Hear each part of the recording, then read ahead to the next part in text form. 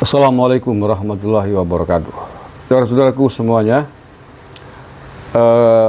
ada statement terbaru dari Pak Mahfud MD yang perlu kita kritisi dan perlu kita ingatkan.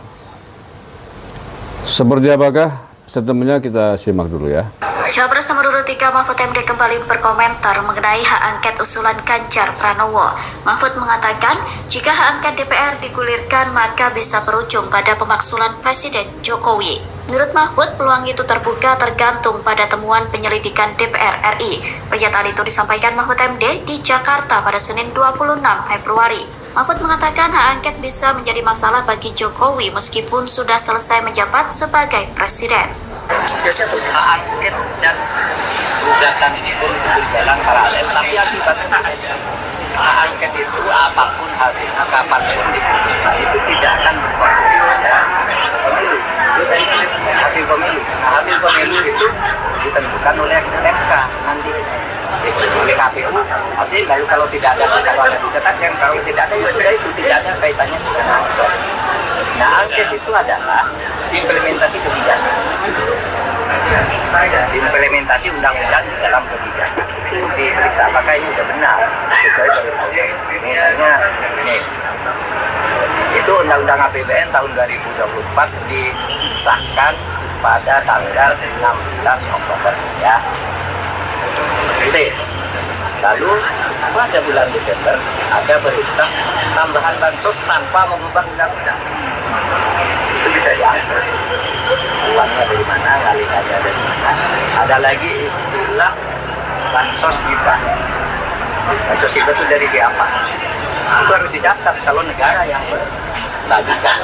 Kalau enggak, wah, ini pertanyaan. Ya. Nah, angket itu seperti itu. Kalau melanggar undang-undang itu hanya kita hukum terlepas dari soal pemilunya. Pemilunya itu akhirnya jadi ketika angket selesai, pemilu itu sudah diputuskan oleh Mahkamah Konstitusi, karena dalam dugaan Mahkamah Konstitusi itu akan memutus hasil pemilu paling lama tanggal 5 April, sedangkan angket itu bisa melampaui tahun ini, dan itu tidak apa-apa karena itu disebut dari kebijakan itu bisa jalan, punya akibat hukum yang berbeda.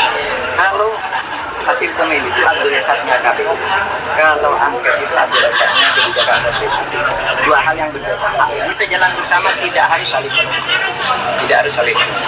Tapi angket itu tidak ada pengaruhnya dengan pengesahan KPU terkait? Tidak ada. Angket itu menyangkut kenapa anggaran ini digunakan ini, kenapa anggaran seumpama itu betul pelanggaran, tidak ada nanti dengan KPU-nya, karena KPU-nya itu secara hukum harus selesai kira-kira 5 April. Ujungnya juga bisa berujung pada pemaksulan itu gimana? Bisa saja, kan tergantung nanti rekomendasi. Apa? Oke, itu tadi wawancara para wartawan dengan Pak Mahfud MD yang dilansir oleh Tribun. Intinya yang pertama, Pak Mahfud kembali menegaskan tentang bahwa hak angket itu tidak bisa merubah keputusan KPU atau keputusan Mahkamah Konstitusi ketika hasil dari keputusan KPU itu diperkarakan sampai di tingkat MK.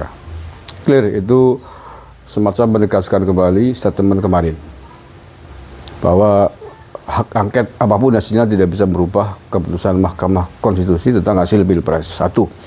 Yang kedua, ini yang menurut saya perlu dikritisi, yakni bahwa Pak Mahfud MD menegaskan bahwa hak angket itu walaupun tidak bisa merubah keputusan KPU atau MK, tapi bisa saja memaksulkan Presiden Jokowi. Nah, ini yang menurut saya membuat mambra-mambra.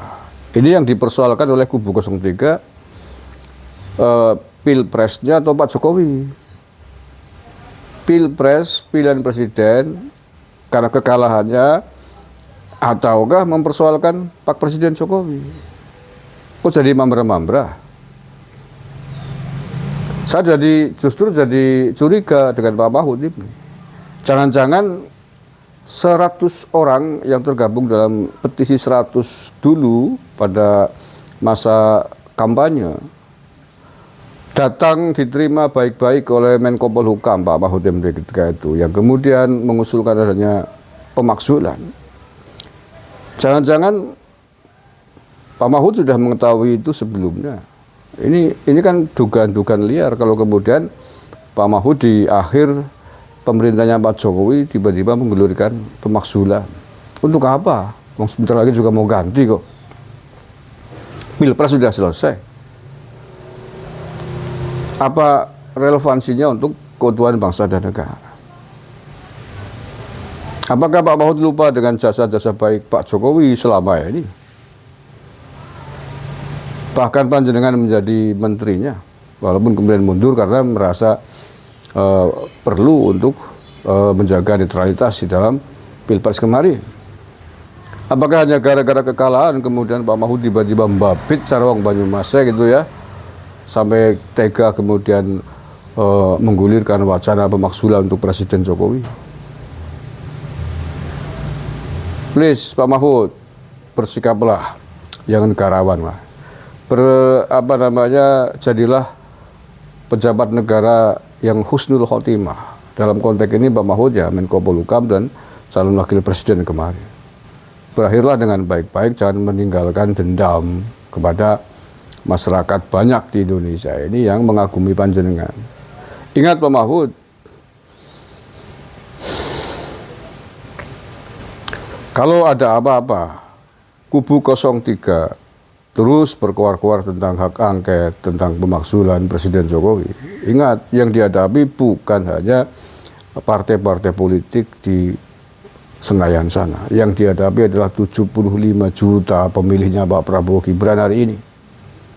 Iya, sekali lagi yang panjenengan hadapi hari ini adalah 75 juta pendukungnya Pak Prabowo Gibran, setidaknya sampai detik ini. Sampai 100% suara masuk di KPU pasti akan lebih dari itu jumlahnya. Jadi jangan pancing-pancing keributan lah, jangan pancing-pancing yang aneh-aneh lah. Kita tunggu saja hasil kerja KPU sampai selesai. Mereka sedang menghitung mereka hasil Pilpres. Yang berdarah-darah kita lalui bersama. Yang kalah ya sudah kalah, legowo lah. Apalagi kalahnya telak Pak Mahfud. Panjenengan dan Pak Ganjar kalahnya sangat-sangat telak dan memalukan sekali. Bahkan panjenengan di sebuah TPS di Madura pada PSU ulang kemarin hanya mendapatkan 1 suara. Dan itu adalah daerah panjenengan Pak Mahfud. Apakah Anda tidak nempak awak Carawang Banyumas? Tidak evaluasi diri? Tidak merasa malu bahwa di daerah Anda sendiri hanya dipilih oleh 1 suara? Ini gara-gara semakin kesini sikapnya tidak semakin dewasa, tidak semakin negarawan, terus dipenuhi dengan emosi-emosi dendam politik yang sangat tidak produktif. Di bawah ini adem ayem loh Pak. Ya, para elit-elit PDIP semua di Jakarta, di bawah ini adem ayem loh. Jangan sampai kemudian dipancing dengan sikap-sikap emosional, hawa nafsu kekuasaan. Panjenengan semua di Jakarta.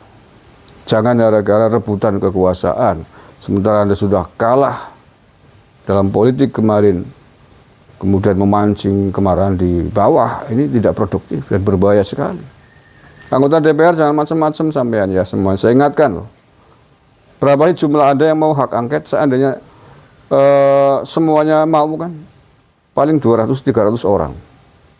Seandainya memenuhi syarat, walaupun saya tidak yakin bahwa di luar PDIP akan sanggup melaksanakan itu, saya nggak yakin. Mereka akan bertaruh dengan konsekuensi politik dan konsekuensi yang lain. Ingat, yang kalian hadapi adalah 75 juta lebih pemilihnya Pak Prabowo Gibran. Jangan macam-macam. Terima kasih. Assalamualaikum warahmatullahi wabarakatuh.